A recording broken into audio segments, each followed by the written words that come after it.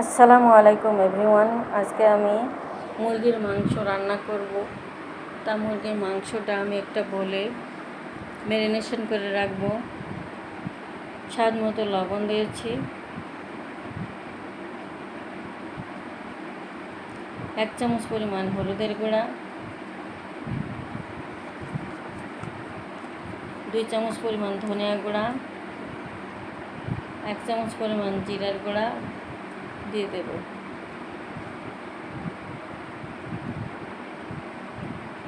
রসুন পেস্ট 2 চামচ পরিমাণ, আদা পেস্ট 2 চামচ পরিমাণ, 1 চামচ পরিমাণ পেঁয়াজ পেস্ট।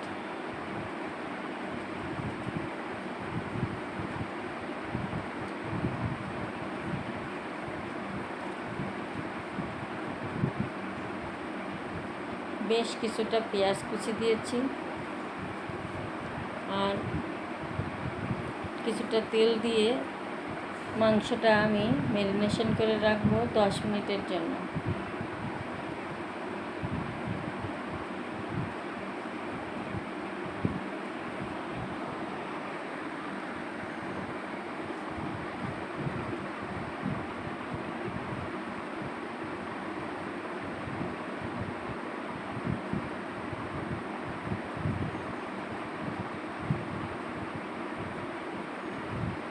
এবার আমি কড়াইয়ে দারুচিনি এলাচ দিয়েছি আর বেশ কিছুটা জিরা দিয়ে এটা ভেজে নেব। এটা আমি ভেজে রেখে দিয়ে শিলপাটায় বেটে নেব। এটা আমি রান্নার শেষে ব্যবহার করব। তা আমি এটা নামিয়ে নিয়েছি। কড়াইয়ে কিছুটা তেল দিয়ে আলু দিয়ে রান্না করব, যেহেতু আলুগুলো আমি ভেজে নেব। একটু সামান্য পরিমাণ লবণ আর সামান্য হলুদ দিয়ে আলুটাকে আমি একটু ভেজে নেব। এভাবে মাংসটা রান্না করলে খেতে খুবই ভালো লাগে। তা আপনারা আমার ভিডিওটাকে কোথা থেকে দেখছেন? যদি ইউটিউব চ্যানেল থেকে দেখেন তাহলে অবশ্যই সাবস্ক্রাইব করে দেবেন, আর যদি ফেসবুক থেকে দেখেন তাহলে ফলো দিয়ে আমার পাশে থাকবেন। আলুটা খুব ভালো করে ভেজে নেব আমি। তো আমার ভাজা হয়ে গেছে, নামিয়ে নিয়েছি। এবার কড়াইয়ে পরিমাণ মতো তেল দিয়ে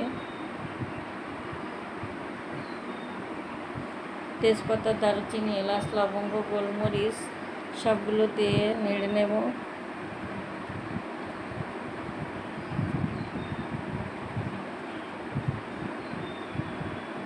এবার ম্যারিনেশন করা মাংসটা দিয়ে নেড়ে নেব। আমি একটা জিনিস দিতে ভুলে গিয়েছিলাম, সেটা ভিডিওতে স্কিপ হয়ে গেছে, এখন দিয়ে দেব। ম্যারিনেশনের সময় আমি শুকনো মরিচের গুঁড়াটা ব্যবহার করতে ভুলে গিয়েছিলাম। আমি 1.5 চামচ পরিমাণ শুকনো মরিচের গুঁড়া দিয়ে দিয়েছি। এবার আমি মাংসটা খুব ভালো করে কষিয়ে নেব।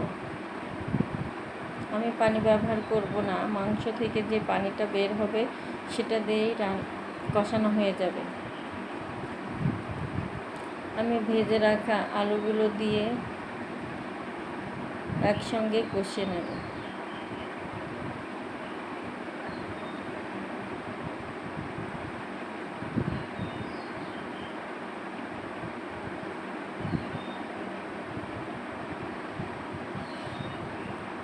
ঢাকনা দিয়ে ঢেকে রেখে এটা কষাবো। আমি পানি ব্যবহার করব না, মাংসটা বেশি পানি ব্যবহার করলে খেতে ভালো লাগে না আর নরম হয়ে যায় মাংসটা।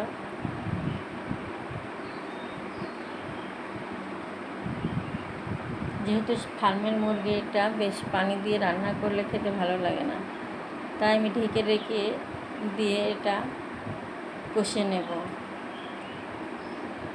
আমি এবার কষানো হয়ে গেছে। এবার আমি ঝোলের জন্য পানি দিয়ে দিয়েছি বেশ কিছুটা পরিমাণ।